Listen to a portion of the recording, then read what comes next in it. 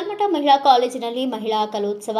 ಗಂಗಾವತಿ ನಗರದ ಶ್ರೀ ಕೊಟ್ಟೂರೇಶ್ವರ ವಿದ್ಯಾವರ್ಧಕ ಸಂಘದ ಶ್ರೀ ಚನ್ನಬಸವ ಸ್ವಾಮಿ ಮಹಿಳಾ ಕಲಾ ಮತ್ತು ವಾಣಿಜ್ಯ ಮಹಾವಿದ್ಯಾಲಯದಲ್ಲಿ ವಾರ್ಷಿಕೋತ್ಸವದ ಅಂಗವಾಗಿ ವಿಶ್ವಚೇತನ ವಿದ್ಯಾರ್ಥಿನಿ ಒಕ್ಕೂಟದಿಂದ ವಿದ್ಯಾರ್ಥಿನಿಯರಿಗಾಗಿ ಮಹಿಳಾ ಕಲೋತ್ಸವ ಎಂಬ ಸೃಜನಶೀಲ ಅಭಿವ್ಯಕ್ತಿ ಕಾರ್ಯಕ್ರಮ ಹಮ್ಮಿಕೊಂಡಿತ್ತು. ಅದರ ನಿಮಿತ್ತ ರಂಗೋಲಿ, ಮೆಹಂದಿ, ಕೇಶಾಲಂಕಾರ ಕಲಾ ಸ್ಪರ್ಧೆಗಳು ನಡೆದವು.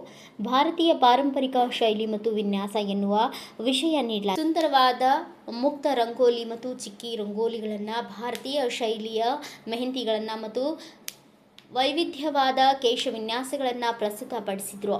ಆ ಮೂಲಕ ತಮ್ಮಲ್ಲಿದ್ದ ಸೃಜನಶೀಲ ಕಲೆಯನ್ನು ಅಭಿವ್ಯಕ್ತಿಪಡಿಸಿದರು. ಈ ರಂಗೋಲಿ, ಮೆಹಂದಿ ಮತ್ತು ಕೇಶವಿನ್ಯಾಸಗಳು ವೈವಿಧ್ಯತೆಯಿಂದ ಕೂಡಿದ್ದು ನೋಡುಗರ ಮನಸ್ಸನ್ನು ಸೆಳೆದವು. ಈ ಸ್ಪರ್ಧೆಯಲ್ಲಿ ಕುಮಾರಿ ದೀಪಿಕಾ ಮತ್ತು ಭೀಮಮ್ಮ ಪ್ರಥಮ ಸ್ಥಾನವನ್ನು, ಸ್ವಾತಿ, ಉಮಾದೇವಿ, ಸುಜಾತ ಪ್ರಥಮ ಸ್ಥಾನವನ್ನು, ಸುವರ್ಣ, ಲಕ್ಷ್ಮಿ ದ್ವಿತೀಯ ಸ್ಥಾನವನ್ನು, ಗೀತಾ, ನಂದಿನಿ ತೃತೀಯ ಸ್ಥಾನವನ್ನು ಪಡೆದರು. ಮೆಹಂದಿ ಸ್ಪರ್ಧೆಯಲ್ಲಿ ಪ್ರಥಮ ಸ್ಥಾನವನ್ನು ಫಲಕ್, ನಾಜ್ ಮತ್ತು ಎಸ್ ಲಕ್ಷ್ಮಿ ಹಾಗೂ ದ್ವಿತೀಯ ಸ್ಥಾನವನ್ನು ಆಲ್ಪಿಯಾ ಹಾಗೂ ಆಲಿಯಾ, ತೃತೀಯ ಸ್ಥಾನವನ್ನು ರೇಖಾ ಮತ್ತು ಆಫ್ರಿನ್ ಪಡೆದರು.